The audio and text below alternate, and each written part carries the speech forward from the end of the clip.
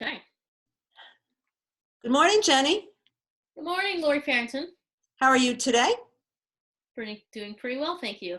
Okay, so I believe that we are here right now to talk about the natal moon in Libra. So we're just doing this series on the moon in different signs. And so before we talk about the moon in Libra, let's talk a little bit about exactly what the moon itself represents. Everyone knows their sun sign. Nowadays, people are pretty clear, most people, on what sign their moon is in. And that's really important because the sun is important. It's sort of the core energy that we walk around with in our lives. But the moon, in some ways, I think of it as being more important than the sun because it really represents, as Noel Till would call it, the reigning need of the life. And it is our need that moves us forward, and we have to take action on what we most need. So it's really important to understand the sign that your moon is in. So Jenny, would you talk a little bit about just what the moon represents as well as the reigning need? Yeah. I was just thinking as you were saying these things too, that we're really addressing the natal moon here, not the transiting moon or the phase so this is such a core piece of anybody's horoscope. And part of the reason is because it also links in with all things mother. So the way you view your mother, your relationship with your mother, the way you need to mother those parts of yourself that still need to grow and mature no matter what your age, and then also how you mother children or other people in your life. So it's that whole piece.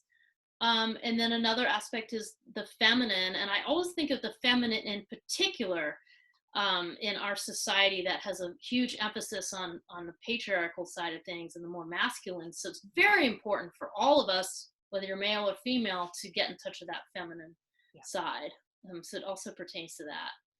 Absolutely. Okay. So the other thing too is on the one hand, we've got the need that the moon represents. On the other hand, the moon also represents the biggest core ego struggle that we have. So, you want to kind of think of this as a process of determining and understanding what this difficult struggle is and how to kind of move from that into the more awakened, more positive aspect of that moon. So that's kind of, what the moon represents, all of that. With the moon in Libra, first we want to think about Libra. Libra is an air sign, and it is a cardinal sign. Libra's a funny sign. I find Libra to be a funny sign because people tend to think of Libra. They think of the scales and the balance, and they think of relationship, and they think about, Libra needs to create or pleasure and beauty. And there's all that. But the thing that I think is important to understand with Libra is it's an air sign, which is an intellectual sign. It can look like it's coming from the heart, but it's really coming from the head. This is an air sign that knows how to please through intellect.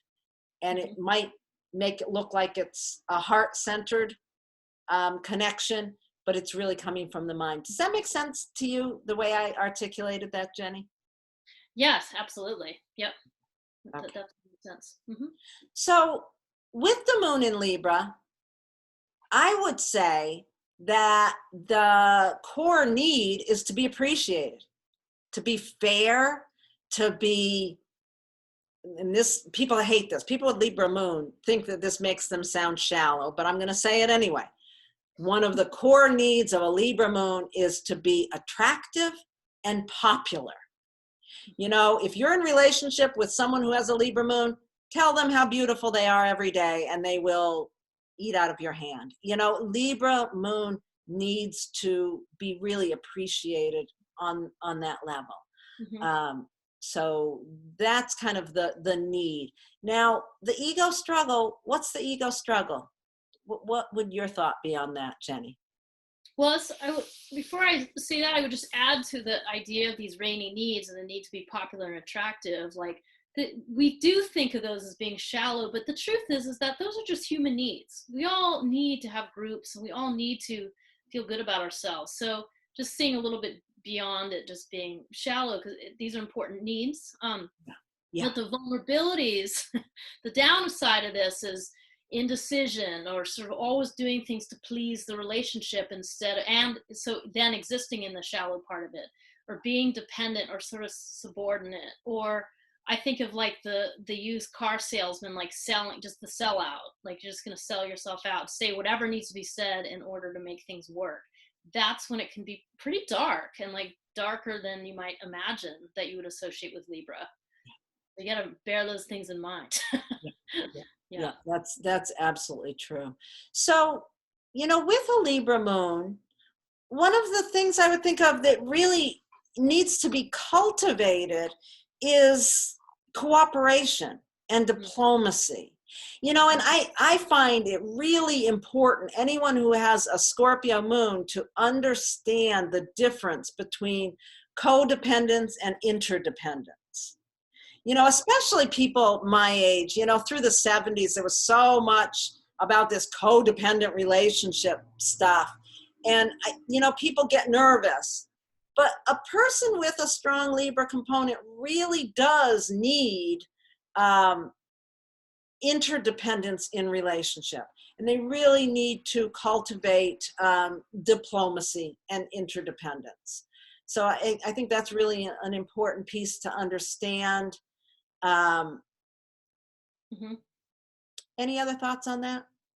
Yeah, I mean, I think really the strengths of Libra are just that ability to be sympathetic, to hear both sides, to be impartial, to, in an intellectual way, engage empathy, walk in the shoes of other people using the power of the mind.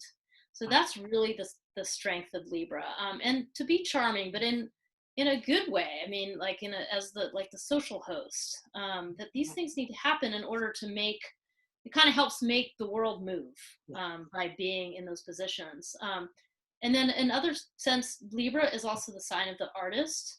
So if you think about Libra being the air version of Venus, so it's tied in with the planet Venus, and it's very much about that, as you said, the interdependence, Laurie. So that balancing of both sides, which also means it can be the devil's advocate, which can be annoying.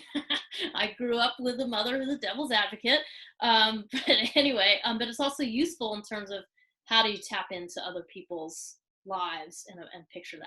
So, yeah, it's an interesting sign. It's a very interesting sign. I kind of have learned to appreciate it a lot more.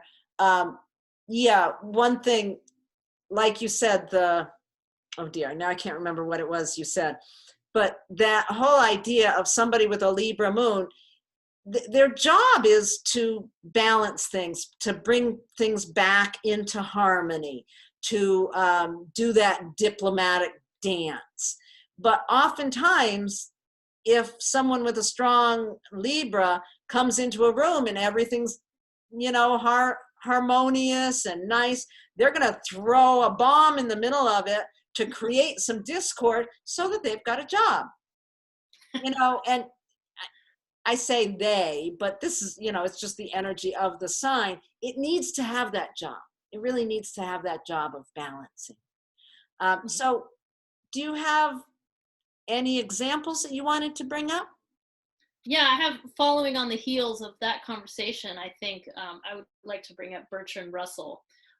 He has a Libra moon. So Bertrand Russell's a British philosopher and pacifist, and he liked to argue. He liked to throw things and get things going, and he had a very strong opinion. So his Libra moon was blazing away, being argumentative, poking at people that, in regards to war and politics. He considered himself pretty liberal. So if you're not sure who he is, look him up. Bertrand Russell is an interesting guy and flew in the face of a lot of people. And I also just want to note, his moon was very much behind the scenes. It was in the 12th house, hidden away. So I picture him in his study, like, creating, being an author, writing things up, writing his arguments up. And then also it was in a really nice flowing aspect to his sun in Taurus, and also Mars. So he had all that force behind it. Nice. So yeah. Nice. That's Bertrand Russell. Wonderful. I've got a few examples just to throw out a few names here because I like to do that. Vanna White and Kate Winslet. Sting had a Libra moon. There's a lot of people. Emily Dickinson, Julia Child, Josephine Baker is one of my favorites. I just love Josephine Baker. And if you don't know who she is, look her up on YouTube. She's awesome. So I think I've said everything I need to about Libra moon. Do you have any last minute thoughts? The last Libra moon that popped up on my list was Sylvester Stallone. I mean, he's known for boxing movies. So interesting. Yeah. So put that in your mix of all the things you might think about Libra. Right. Okay. All right. Thank you. We will be here next time to talk about the Scorpio moon. Sounds great. Thanks, everybody. Thank you, everybody. Bye.